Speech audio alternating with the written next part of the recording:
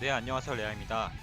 이번 시익 캔수의 만두 장인 구출대라는 타이틀로 스코어 이벤트가 이 시즌이 들어왔습니다. 네, 이번 이벤트는 설명을 간단하게 드리면 스코어를 이제 던전 플레이로 계속 쌓아가면서 여러 가지 보수를 얻을 수 있고 또 랭킹 보상도 노릴 수 있는 여러 가지로 좀 좋은 이벤트입니다. 네, 우선 이벤트 보상을 먼저 보도록 할게요. 네, 랭킹 보상을 보면은 이전 킹 이벤트 때 이제 비교를 하신다면은 소울 보상이 없어졌습니다. 해당 캐릭터의 소울 300개가 있던 1위부터 5천위까지의 보상이 없어졌어요. 그 보상이 어디로 갔느냐? 이 스코어 달성 보상에 들어가 있어요. 그렇게 해서 7만 점까지만 달성하면은 이 캔수를 90레벨 맥스까지 한계 돌파를 하는 데에는 무리가 없는 이벤트라고 볼 수 있습니다. 어떻게 보면은 정말 좋아졌다고 볼 수 있어요. 굳이 5천이 안으로 들어갈 필요도 없이 자기가 캔수를 쓰고 싶다면은 굳이 노릴 필요는 없다 이렇게 볼 수 있고, 네, 나머지 보상들을 쭉 보면은 전반적으로 소울 보상이 빠졌기 때문에 너프됐다고 볼 수 있어요. 랭킹 달성 보상은 없어졌지만은 지금 핵심적인 보상이 아마 이거지 않을까 생각합니다. 어쨌든 스페셜 카드는 언제든 쓸 수 있는 여지를 두기 때문에 스페셜 카드를 받을 수 있는 12만 등까지의 보상을 대부분 노릴 거라 생각하고요. 그리고 달성 보상을 보시면은 7만 점 이후로는 스킵 티켓과 골드로 반복되고 있고 마지막에 골드로만 이제 나타나고 있습니다. 그래서 이게 어떻게 보면 보상이 안 좋을 수 있는데요. 제 생각은 좀 다른 게 지금 이벤트가 특별히 진행되는 게 없어요. 물론 루비를 써가면서까지 뭐 포인트를 달성하려고 랭킹을 달성하려고 노력할 필요는 없겠지만은 기본적으로 아레나나 리그전에서 얻을 수 있는 포션만으로도 일주일 동안 이제 해 나가면서 포인트를 쌓다 보면은 랭크업을 하는 데는 분명히 도움된다고 생각합니다. 물론 랭크업을 할 때 가장 효율이 좋은 게 뭐냐라고 묻는다면은 당연히 스토리 퀘스트예요. 스토리 퀘스트가 랭크 소비되는 AP에 비해서는 랭크업이 가장 빠르게 나타나요. 경험치가 엄청 높거든요. 가장 높은 오로치가 AP를 10 소비해가지고 288을 얻을 수 있습니다. AP 대비 랭크 경험치 효율이 28.8이라는 사기적인 거거든요. 근데 이거 같은 경우는 AP를 25를 써서 250의 랭크 경험치를 얻습니다. AP 효율이 10이에요. 그렇기 때문에 AP 대비해서 랭크 경험치 효율을 따진다면은 스토리보다 밀리는 감은 있지만은 하지만 시간을 생각해야 돼요. 네, 스토리를 만약에 스킵을 하지 않는다고 이제 전제를 했을 때 스토리의 레벨업 속도가 랭크 레벨업 속도가 여기 스코어 이벤트의 랭크 레벨업 속도를 따라갈 수가 없어요. 1분도 안 돼서 250의 경험치를 얻는데요. 스토리 같은 경우는 마지막 이제 오로치 기준으로 저 같은 경우는 오로치를 깨는데 한 2분 정도 걸려요. 네, 2분 정도 걸려가지고 288을 얻는 거예요. AP 10소비에서. 네, 1분도 안 돼서 250을 얻는 것과 2분이면 500이겠죠? 네, 2분에 500 얻는 거랑 288 얻는 거랑 시간 대비 효율은 분명히 스코어 이벤트가 좋겠죠. 그런 점에서 랭크업을 하기 위해서는 20만 점까지는 달려볼만 하다고 생각합니다. 그래서 커트라인을 일단 예상해보면은 12만 점 달성하는데 7만 점 어림도 없다고 생각해요. 그리고 20만 점까지는 최소한 바라봐야 되지 않나 생각합니다. 어쨌든 중간에 골드 보상이 들어가 있고 골드가 어쨌든 리즈가 많은 대화이기 때문에 골드 퀘스트는 또 웃긴 게 스킵을 하기가 애매해요. 스킵을 해버리면은 보상이 일부 줄어서 나옵니다. 일일이 이제 오토로 해가지고 보이게 만들어야 되기 때문에 여기에 골드 퀘스트에 들어가는 이제 시간적을 비용을 생각한다면 굳이 스코어 이벤트를 하는 동안에는 이 골드 퀘스트를 돌지 않아도 될 거라 생각합니다. 그런 점에서 다시 정리하자면 20만 점까지는 달성할 만하다. 아무리 랭킹을 노리지 않더라도 20만 점까지는 달성할 만하고 그 이후부터는 그냥 자유예요. 네, 랭킹 보상도 이렇게 보이면은 이렇게 보니까 그렇게까지 좋아 보진 않네요. 네, 이렇게 루비 써가면서 달성할 이유를 못 느끼겠지만은 또 마지막 날 또 어떻게 될지 모르는 게 다들 이렇게 생각하고 있어요. 이렇게 생각하고 있다가 한 번 딱 이제 돌았는데 갑자기 몇 천이가 올라왔다. 이러면 갑자기 사람들이 달성하고 싶게 만듭니다. 어쨌든 1위 보상과 1위부터 5천위까지 보상이 가장 좋으니까요. 네, 그 다음 캐릭터에 대한 설명입니다. 네, 이번 95 캔수는 노란색의 방어형 캐릭터예요. 일단 이거부터 마이너스예요. 다른 속성이면 모르겠는데 다른 타입이면 모르겠는데 노란색 방어형 캐릭터에 캔수가 이미 있어요. 94 캔수입니다. 94 캔수이고 또 이렇게 비교해가면서 설명 드릴 텐데요. 네, 95 캔수의 리더 스킬부터 먼저 볼게요. 전 파이터의 필살기 필살기 데미지를 업 시켜줍니다. 네, 최종적으로 한 50% 증가시켜주는 것 같고요. 일단은 이것도 마이너스라고 보는 게, 일단 액션 RPG는 기본이 있습니다. 기본기가 중요해요. 기본기가 좋은 캐릭터가 티어가 높습니다.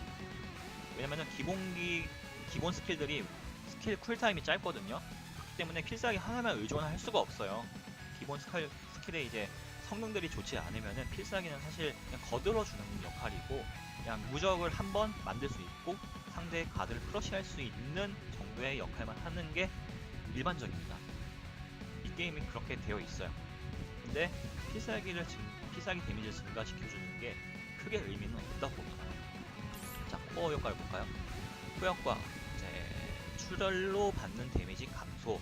네, 이것은 게니츠나 매추어에 대해서 어떻게 보면 이제 보완책으로, 대비책으로 나올 수 있는 부분이라고 생각하는데, 정말 그렇게 생각했는지 모르겠어요. 왜냐면은 게니츠 매추어가 이 캔수 노란색 속성이 강한 촉색이에요. 그렇기 때문에 게니츠 매추어 상대로 카운터 치려고 나왔다라고 보기엔 애매하고요. 그리고 치명적인 패시브가 있습니다. 팀의 아테나가 구성되었을 때 파워 게이지 획득량을 증가시켜준다는 치명적인 패시브가 있어요. 이 패시브는 사이코 솔저 팀, 95 사이코 솔저 팀에 나타나는 어떻게 보면 공통적인 특징이 있어요. 컨셉을 잘 잡았다고 생각해요. 근데 95 아테나도 마찬가지지만, 네, 이렇게 사이코 솔저 팀에 한정한 패시브가 있는 거는 분명히 팀에 제약을 만들게 되는 어떻게 보면 좀 안 좋은 패시브입니다. 일단 패시브가 좀 범용성이 좋아야 되거든요. 95 마이만 하더라도 공격한 캐릭터라는 약간 어떻게 보면 배색 공격하는 타입에 대한 버프를 주는 그런 패시브를 갖고 있어요. 리더 스킬도 그렇고 코어도 그렇고. 근데 95 캔수는 사이코 솔저 팀을 만들려는 의도를 갖고 있습니다. 사이코 솔저 팀 솔직히 요즘 많이 하시나요? 물론 올스타 아테나가 있어요. 올스타 아테나를 이제 보조해줄 수 있는 역할로는 분명히 도움은 될 수도 있어요. 근데 이 캔수가 도움이 될까요? 주 딜러가 아니에요. 캔수는 주 딜러가 아니고, 물론 PVP 덱을 꾸리자면은 올스타 아테나와 이제 이 95 캔수를 이제 합해가지고 구성은 할 수는 있어요. 하지만 94 캔수만으로도 이미 PVP는 충분하게 효과를 나타내고 있다. 이기 때문에 95 캔수를 굳이 쓸 필요는 없다고 봅니다. 물론 94 캔수 없으면은 이거 쓰셔도 돼요. 캐릭터에 대한 설명은 또 이 정도까지는 할 수 있을 것 같네요. 다음 이어서 그래서 이 던전을 어떻게 도느냐. 지금 노란색 속성을 되었기 때문에 초록색이 당연히 강하겠죠. 초록색을 리더로 세우고 이렇게 이제 초록색 파티를 구성하면 되는데요. 일단 서포터로 쓸만한 캐릭터는 제가 생각할 때는 유리라고 생각해요. 서포터로 가장 좋은 캐릭터 유리라고 생각해요. 기본적으로 딜이 가장 좋습니다. 자기 파티원의 이제 녹색 파티에 이제 데미지를 증가시켜줍니다. 저번에 올스타 아테나 레이드하고 마찬가지 얘기인데요. 서포터로 96 유로를 많이 썼잖아요. 그 이유는 공격력 뻥튀기를 시켜주니까. 이번에도 마찬가지예요. 95 유리가 그 역할을 하고 있어요. 이렇게 게니츠를 어중간하게 넣기보다는 그냥 유리 쓰는 게 훨씬 도움이 된다고 봅니다. 이렇게 해서 공뻥을 시켜주는 편이 낫다. 왜냐면 깡딜이 중요하거든요. 반통력보다 깡딜이 중요합니다. 그래서 유리를 이렇게 구성하면 됩니다. 제 파티는 유리를 이제 역시 같은 컨셉으로서 유리를 리더로 세우고 리더 패시브를 받은 게니츠와 매추어로 이제 상대를 하는데요. 네, 이것은 플레이 영상으로 보면서 설명을 해드리도록 하겠습니다. 네, 먼저 수조작, 가장 어떻게 보면 컨트롤이 정교하게 나타나는 수조작 영상부터 보도록 할게요.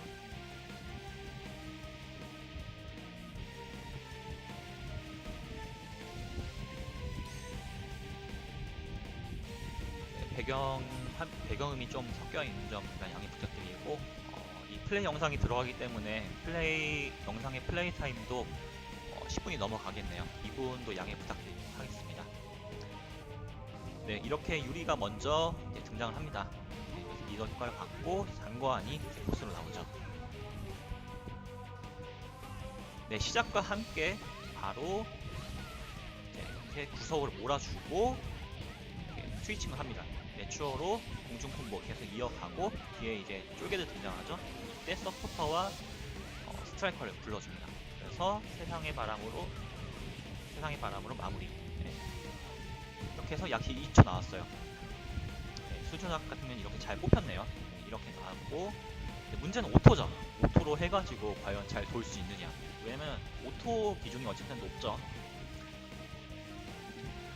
우리 일상생활, 이제 학교든 뭐 회사 일이든 일상생활에 집중하고 있을 때, 그때 이제 스코어를 조금이라도 올리고 싶다면 오토로 돌릴 수 있어야 되는데, 과연 지금 핫한 게니츠와 매추어는 어떤가, 최근에 가차 진행된 게니츠 매추어는 어떤가에 대해서 볼 수 있는 영상이라고 생각합니다. 먼저 게니츠부터 보도록 하겠습니다. 네, 유리로 때리다가 바로 그냥 게니츠 교환할게요. 네, 벌써 세상의 바람이 빗나갔어요. 게니츠가 그렇게 좋아 보이진 않아요. 벌써부터. 그리고 구석에 자기가 들어갑니다. 가드 하다가 잡히죠. 공격한 캐릭터들의 특징이 대부분 이래요. 제대로 못 맞추면 후딜이 긴 스킬들이 많아요. 네, 바로 쓰러졌습니다. 네, 2번 죽습니다.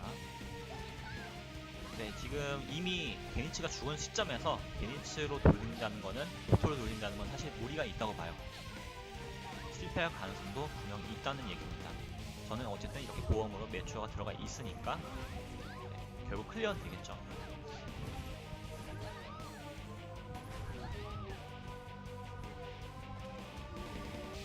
운이 없던 쪽이긴 해요. 네, 매추어로 저렇게 CP로 남겨두고서 마지막에 만약에 장관이 좀 활약을 했으니까요. 어쨌든 58초 정도로 약 1분 정도 걸렸네요. 네, 이어서 매추어로 플레이를 해보도록 할게요. 네, 이 영상들은 핸드폰으로 찍은 영상이기 때문에 손 조작이 했을 때도 잘 뽑힌다고 생각합니다. 바로 매추어로 교환해주고요. 이 정도의 컨트롤은 필요하다고 생각해요. 리더 스킬 중점으로 파티를 구성하다 보면은 처음은 그냥 덤이거든요. 네, 장관이 이렇게 잘 활약하고 있는 것처럼 보이네요. 하지만 결과는 과연 어떻게 될지 보겠습니다. 네, 매추어는 기본적으로 스킬 판정도 좋아요. 장관도 열심히 잘 때려주네요. 콤보 잘 쌓이죠. 이 영상에는 대부분 스킬 비중이 많이 적어요. 지금 그렇게 나타나고 있는데 평타를 잘 안 쓰고 있습니다. 네, 필살기를 썼어요. 분노, 게이지가 찼다는 거죠. 게이지가 잘 차는 타입이에요. 네, 이렇게 해서 48초 나왔어요. 게이지보다 빠르고 안정적으로 나왔어요. 이 정도면 안정적인 거예요. 자, 한번 스펙을 보도록 하겠습니다.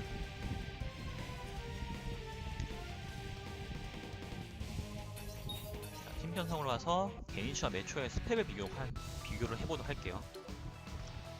자, 먼저 게니츠입니다. 게니츠 같은 경우는 레벨 70, 네, 코어는 모두 찍은 상태입니다. 70레벨까지 찍을 수 있는 코어는 모두 찍은 상태이고요. 네, 스페셜 카드 같은 경우는 레벨 4로 되어 있고, 사실 이건 안 썼으니까 의미가 없죠. 네, 하지만 이제 스킬 카드 같은 경우는 26레벨까지는 업을 시켜뒀습니다. 그리고 이제 세트 카드는 기본 공격 시 크리티컬 율 33.7% 업.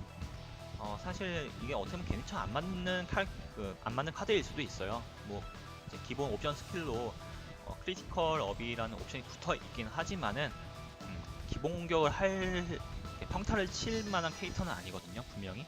근데 오토로는 평타를 쳐요. 그게 문제예요. 그렇기 때문에 이 카드가 유효해요.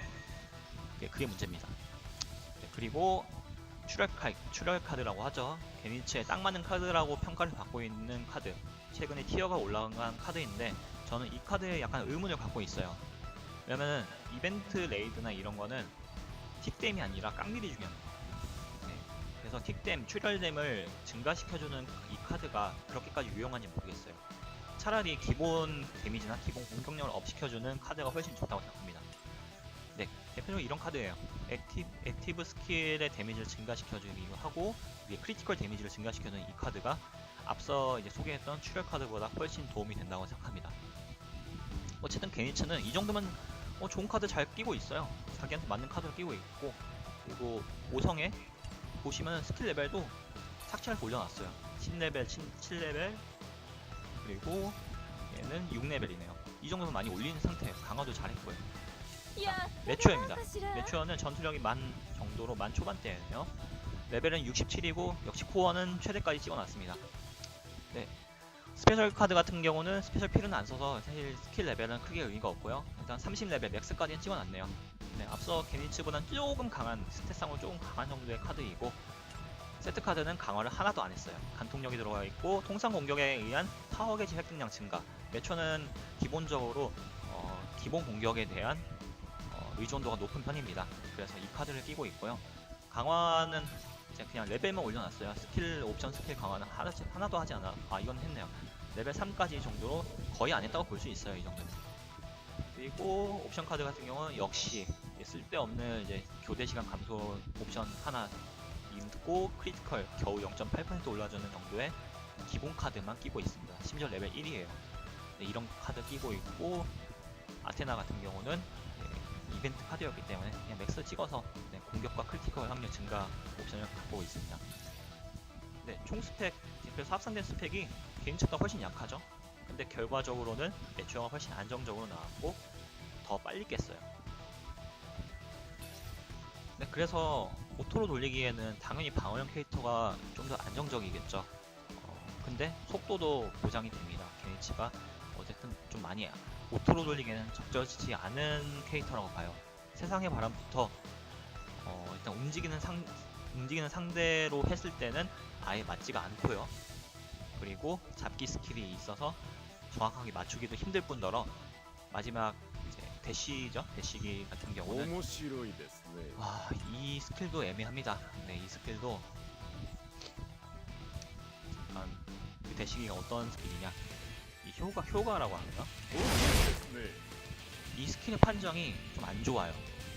안 좋다고 말하는 이유가 저는 올스타 루갈 유저이거든요. 올스타 루갈을 이제 주캐로 쓰고 있기 때문에 이 베니싱 러쉬가 훨씬 판정이 좋습니다. 이 베니싱 러쉬 같은 경우는 바닥에 누워있는 상대도 띄울 수 있어요.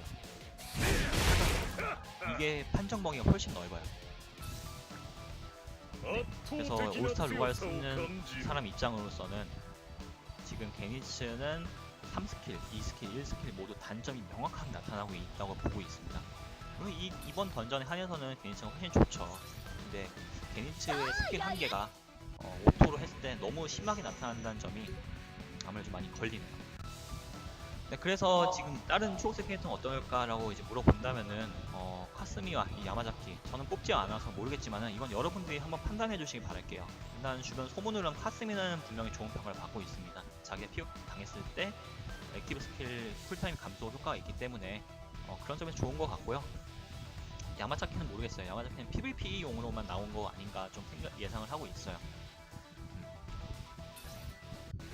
네, 그렇게 해서 어쨌든 자기 초록색 캐릭터로 이제 키워서 돌면 되는데요. 어쨌든 무리할 필요는 없다. 루비를 써가면서까지 플레이할 필요는 없다. 그냥 아레나나 리그전 보상을 얻을 수 있는 AP 포션만 그냥 꾸준히 사서 일주일 동안 그냥 싸싸게 돌리면은 그냥 충분히 7만점 달성하는데 아무 무리 없다 라고 정리할 수 있겠습니다. 네, 이상으로 이번 이벤트에 대한 분석을 마쳤고요. 또 캐릭터에 대한 분석도 같이 했던 것 같아요. 그래서 약 20분 정도의 영상이 되었는데요. 간만에 아니라 처음으로 긴 영상이 되었지만 지금까지 봐주셔서 감사드립니다. 네, 이마마데 밑에 그랬대 아리가토 고자이마시타. 맞다. 이映像でいろいろ紹介していきたいと思います。Thank you.